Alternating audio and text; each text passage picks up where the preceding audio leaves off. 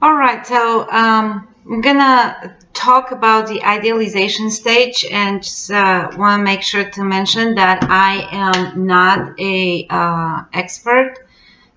Everything, it's my opinion, very well researched, but it's my opinion, my experience, and the only reason I'm gonna talk about it, it's to uh, not exactly share my story, but share my recovery story, and it hopefully it helps other people out there too. So the idealization stage, it's considered by many to be a gaslighting technique.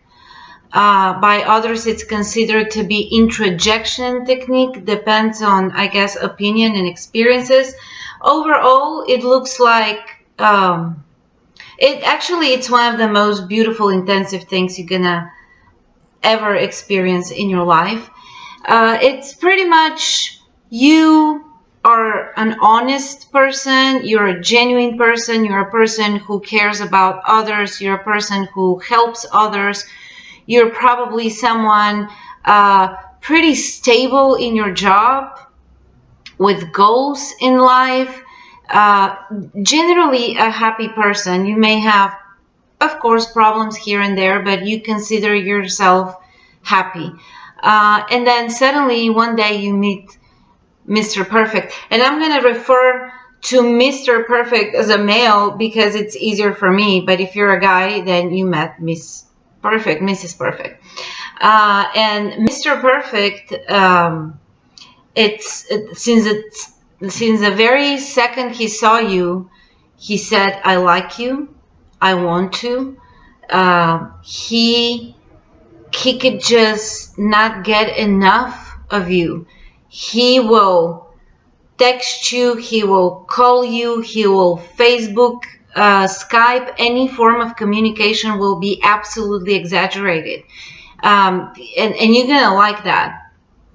And you're gonna spend hours on the phone or Skype. Like, even if you're not together, as soon as you say goodbye, you're gonna then switch to the phone. If you're a long distance relationship, your whole day goes on the phone or Skype or Viber, whatever you guys are using to communicate. Mr. Perfect, it's capable of making the impossible possible. He will give you anything you want. He will say the right word at the right time. He will show his love for you in endless ways. Vacation, gifts, words, a lot of words, many words. Mr. Perfect will put you on pedestal, and he will make you feel like a queen. Here, actually, I came up with this list, and that's not only my story. That story. The scary part of it is that you read through the internet, all the blogs, you watch videos, and that story repeats over and over again. And these are some of the most common things I have come across of people with narcissistic or bipolar or psychopath disorder or trends. They tend to say this very often, if not all the time. So it's the most famous ones. You make me a better person. You complete me. You calm me down. You're my goddess. You're the best woman I have ever met. I gave up on life until I met you.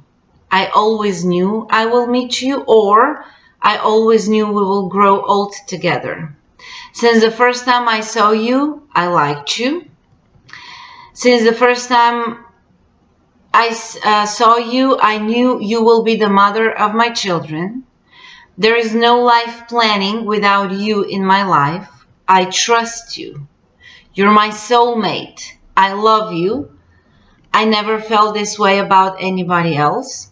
Without you, I only know how to mess things up. My life and my heart are in your hands. You saved me. You saved my life. That's actually a very powerful one. This particular one had me for a long time. You are the most beautiful, intelligent, funny, any good thing person walking on this earth. If anything happens to me, please look after my children. That's all I have in my list. So yeah, you will just meet this perfect guy, genuine, happy, caring, and you can't believe your luck that this guy, it's the one who fell in love with you. You feel like God has answered all your prayers. All your dreams have come true. Or at least God has decided to reward you for everything you've been through by sending you this incredible person to love you, protect you, and cherish you.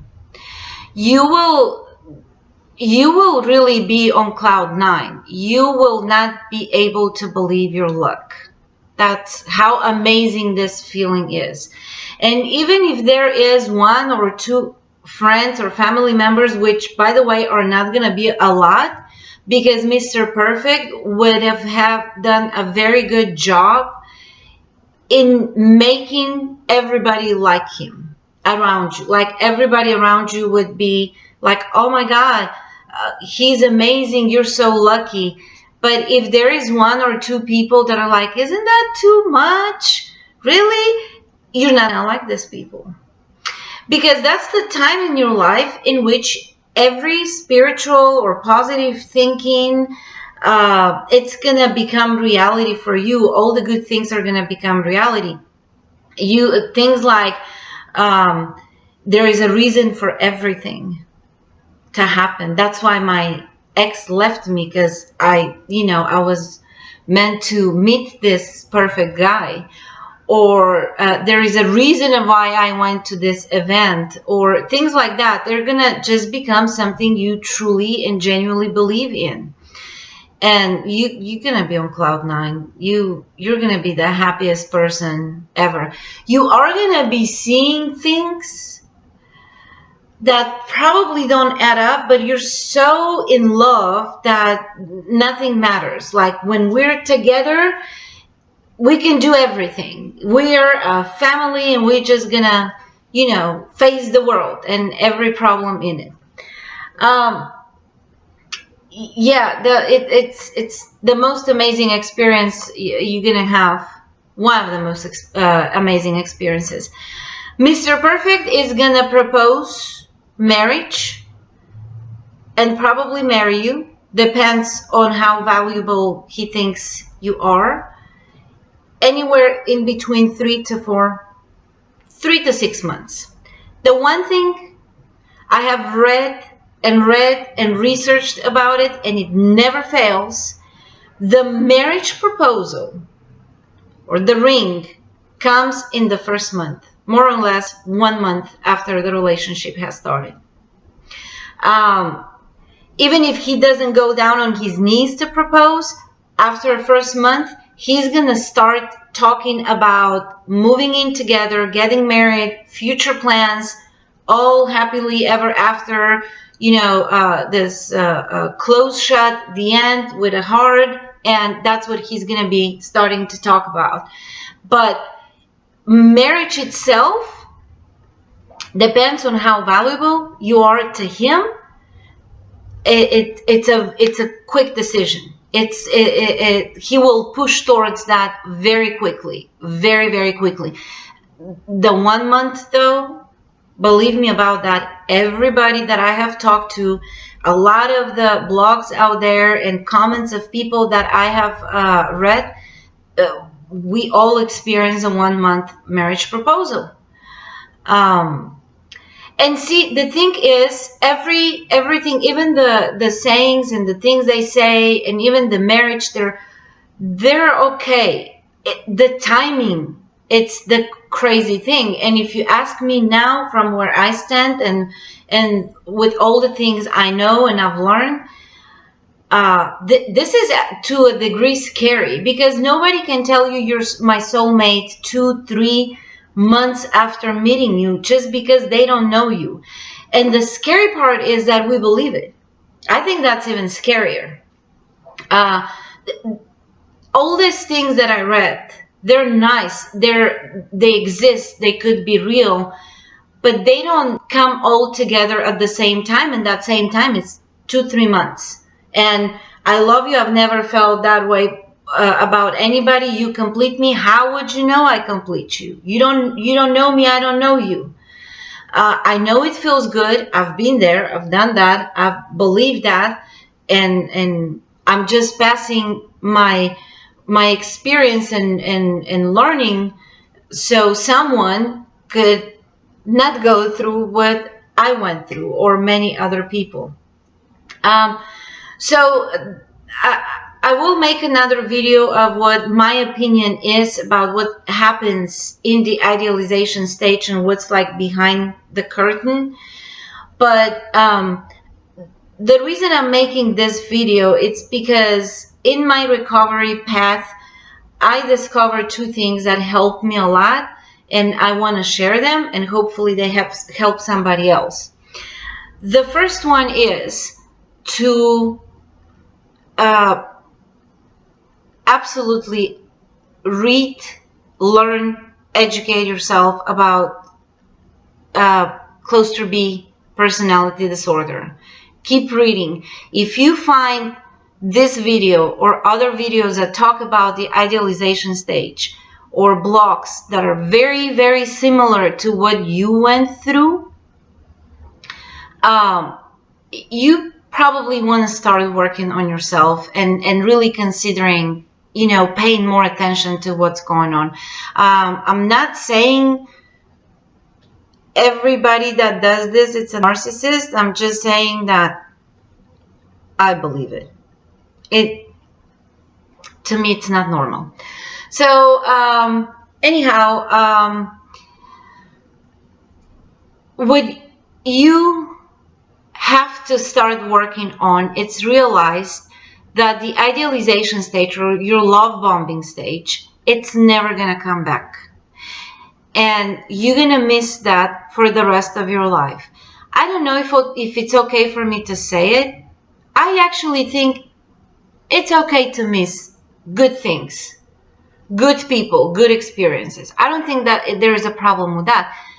The problem is that that experience, which is from the past, controls our lives. And then we hang into an emotionally abusive relationship because we want to bring that stage back. The way I did it, and it worked for me, and it's not an overnight thing at all, and it's not the only thing I did. By all means, therapy with a qualified therapist or life coach, read, work on yourself, and the things I'm going to be mentioning are almost like to enhance the therapy, but do not rely only on what I am saying.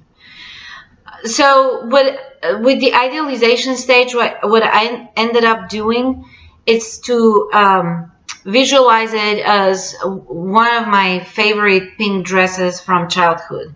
I remember that dress. I remember the day I wore that dress. It was on a wedding, actually, and I remember how I probably was 5 years old or so, but I felt like a princess, and everybody would come and be like, "Oh my God, you look so amazing. You're so pretty." I remember that. It's one of the best days in my life. And you can keep that pink dress in your closet. You don't have to throw it away if it was so good to you. The memory, not good to you, but if it's so special for you. You can keep it. You can take it out sometimes, look at it and be like, "Oh, I had great time. I love that dress," and then put it back. Because guess what? It doesn't fit you anymore. It does not. Even if you squeeze in, you won't look good in it. It's a memory. It's something from the past. And you should work on achieving that. And the way I did it, I put everything I had, all the pictures, all the gifts, all the messages, all the rings. My ex used to, I have so many rings from him. I think the ring with him, it's like the trademark. Anyway, I put everything together, and in a box. I bought a very nice box from Michael's that it looks like luggage, and it's very pretty. And I put paper on it and wrapped it, and then put more paper and wrapped it, and more and wrapped it, and more and wrapped it. The reason I didn't throw everything away, it's because I have a kid, and I know myself, and I knew that someday I would have been perfectly fine, and everything was going to be a memory to me, and it would have not affect me at all. So I kind of wanted to save that for my kid, for him to see, that at some point there was something good. So the idea is to wrap it and put it away. So if in case you want to open it again, for you to go like, oh, that's gonna take me about 30 minutes. No, just tomorrow or next day, and try to stay away from it for the longest time. I have found that to me, it's not a problem. Throw things away, erase messages and pictures. But I realize that it is a problem for other people. So if that's a problem, then don't push yourself that much. Just put everything together, wrap it, and put it away for a while. At least until you feel like you can actually look at it as a memory. And remember only that good part about it. The second thing that I did, and it helped me a lot. It was a very painful experience, but it did help me a lot. It's based on one conclusion that I came to, and that's that there is this split of a second in which the narcissist or psycho, or whatever you want to call your poison, pays attention to you. It's probably something you said or you did or someone said about you. I hate to say that. I really don't think it's the way you looked. I don't think looks play a major role when he's gonna choose a supply. And the reason I believe that is because if you take a look at the inventory of a cluster B personality disorder person, you're going to see all kind of shapes and colors and tastes. There is nothing to describe. Like, you're going to see girls with big boobs, small boobs, girls who like classical music and girls who are purely country music. There is not a defined taste in not even defined, but a niche, something that says, oh yeah, he likes this kind of girls, or she likes this kind of boys. It's everything.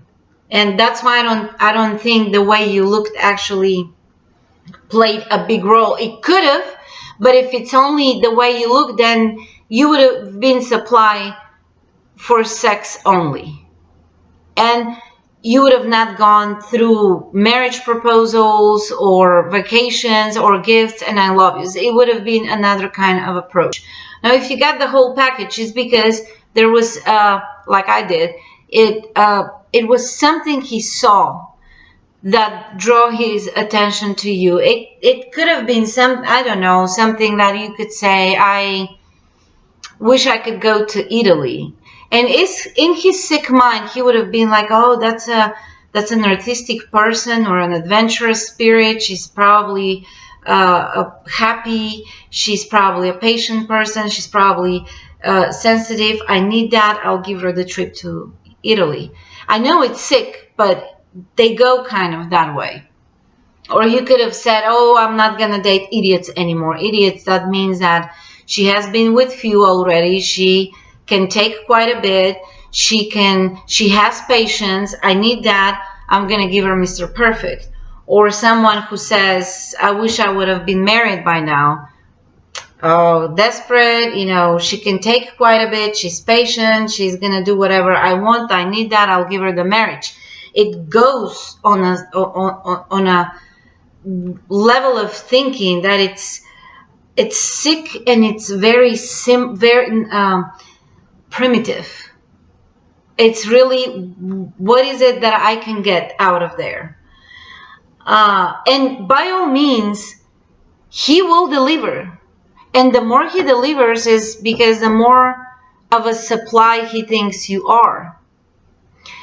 I actually think that at some point there is a moment in which they truly believe what they make themselves believe. I think there is about a month to 2 months on, that's if you live in the same city. If it's a long distance relationship, probably a little longer. That what I believe is that they create this script in their head of how things are going to go, what you're supposed to do, how you're supposed to look, how you're supposed to treat them. And I think they get excited about the script in their head. I also think, and that's why it's also called the over-evaluation stage. It's because all the good qualities you have, they're going to make them even bigger. And they're also going to give you qualities in their head that you actually don't have. But they're going to idealize you. Now, from what I'm seeing in my life where I am, I don't want anybody to idolize me. I'm not ideal. I don't want to be ideal. Perfect people do not exist. They're not real. Real people are not perfect. That's how it goes. So they create this script in their head, and that's when the second part starts, because you're not going to be able to match the script. Nobody's able to match it. So you don't even know what the script is about. But we feel good to be, that's another thing. And I remember paying attention to that, but never stepped away from the relationship because of it. He would tell me that I was, a certain way, and that's why he loved me. And inside of me, I would be like, I'm not that way, and I'm not pretending anything either. So, but he probably saw something in me that I never saw before, and it, to a degree, it makes you feel good. What I did, that split of a second in which that toxic person paid attention to you, if you can come down to what was it that actually made him decide you're a supply, I think that's your key in your recovery. Because that's the one thing inside of you that you need to work on. Cluster B people are the best psychologists I know. They don't, make no mistake, they can read people like no one else in no time. They some of them call it, I have a feeling, or I have the impression. Whatever they say, when they say I have this feeling, it's true. Believe them, because they have this. It's a gift what they have to read people. I wish they can use it for good, and psychology and treatments are going to be at least 300 years ahead of what we have now. I wish they can use it to help people, because it's really amazing. From all the close to be people that I know, or psychopaths, borderline bipolars, narcissists, especially narcissists, they can read you in the first 10 minutes after they have spoken to you. They already know where your weak points are. And when they make you talk and talk more, and you think, oh, he's so interested in me and he likes what I'm saying. Yeah. But it's going to be used against you at some point. And that's what I find it so sick and so evil. It's because if you have this gift, use it for good, not for your own sick game, but we can change that. So anyway, if you are able to get down to that particular thing that drew his attention, and you start working on that, your recovery is going to be a lot faster. And it's going to make you a complete person. I am one of these people out there that I truly believe that we that have been in emotionally abusive relationship and have kept staying in the relationship, it is because we do have something called complex post-traumatic syndrome. I do believe there is a crack inside of us that which we have learned to protect and hide and pretend that it doesn't exist. And narcissists and psychopaths, they can see that crack. So and they can actually, at the beginning, they fill in the cracks. That's how they get us. That's how we actually feel that we have found our soulmates. Anyway, but if you find that crack, which he will give you the answer if you're able to get down to that moment, and it happened to me, the recovery, once you start working on that instead of working on, oh, I want to forgive him, I want to forget him.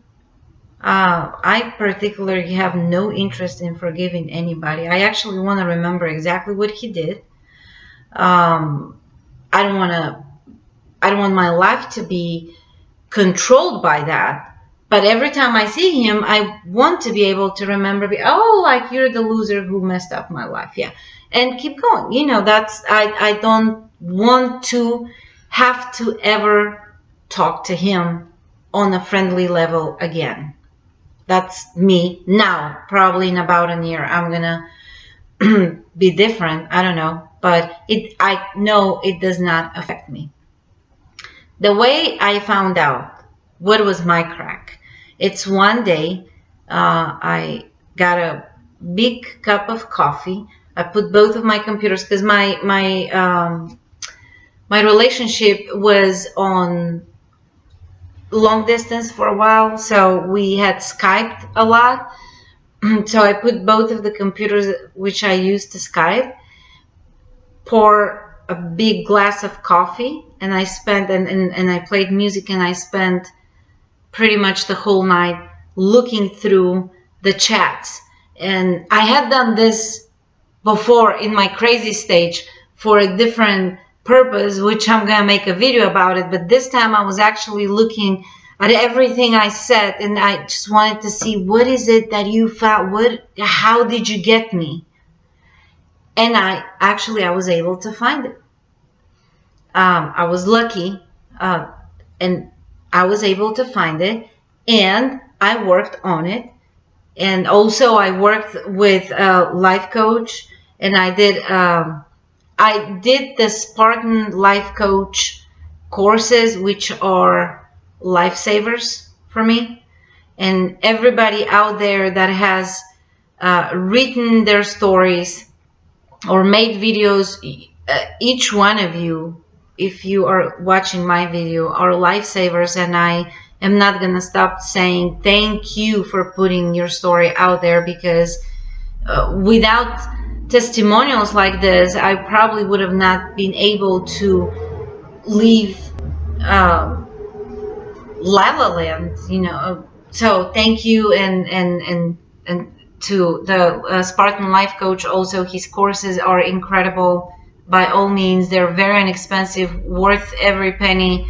Do that, or find whatever works for you, but start working on yourself. Any idea that I can give you, you can message me. If you have any ideas, message me. I'll post them. Let's just support ourselves, but keep in mind the idealization stage. It's what is gonna make you think that that's why you're staying in the relationship, and you think that you're fighting to get that stage back, or then you're gonna be, because after the idealization stage, what's coming? It's not fun. Ask anybody out there that has been through that. It's not fun. But if you are still in that stage of what is going on, and you can't put your finger on anything, and you have very good days and then a crazy day, or you have this spectacular weekend with him, and then on Monday he's not talking to you, most likely you're getting out of the idealization stage. I'm sorry to say that. And yeah, I mean, just start working on it. It's very hard to leave that memory. It's very hard. We all want to feel loved and respected. And if you still have it, enjoy it. But once things start going down, and just this relation, it's not gonna even feel like relation, then consider helping yourself. Before saving a relationship, consider helping yourself. Because that's even in relationships without the personality disorder being present. When things start going bad, actually, we need to focus on ourselves and see what do we do wrong, what we can do. But if you are not complete with your own persona, regardless of what kind of relationship you're having, you're not going to be able to fix it anyway.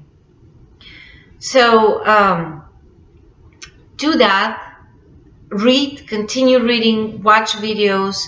Hopefully those 2 tips I gave you are helpful. Hopefully you do them, and just keep going, and it's into completing yourself and being enough to feel happy with yourself, so you can actually meet someone better and to have a good relationship. Although I don't even know with me if I'm gonna meet the right person or not, but I know from where I am sitting right now, it's a good place to be. It's calm, it's happy, it's real. And the idealization stage does not affect me. I don't miss it anymore. And then the craziness, it doesn't hurt me anymore. So it's really worth it. Like, if you've heard other people saying it's worth it, believe us. It's a hard work, and it's a matter of going minute by minute, to not contacting, to not asking, to not knowing, not thinking. It's minute by minute. So do whatever it's needed to keep yourself busy, and to wrap it up and just separate. That's why it's so important, and one of the reasons why it's so important to continue reading and getting to know more and more about the disease, the disorder. I'm sorry. It's because you're going to be able to put everything in stages. At the beginning, it's scary. It's scary to think that your life with this person, and all the times that you felt like you had some kind of an issue and you were working on it, it's actually a simple term for that, and it's a statistic. And that's, that's sad at the beginning, but once you start recognizing it you're going to be, it's almost like when you go shopping, you know, and you are picking up apples. Oh, you see one that it's a bad apple or it's already rotten. You don't get it. You don't pick it up. That's the whole point about, you know, getting to know what exactly the situation it's called, or reading more. It's so you could kind of being able to just, you know, get rid of the bad stuff and keep what you learned and just keep going, and to end up being a complete and happy person again. So I will see you on my next video, and I hope this was helpful for you.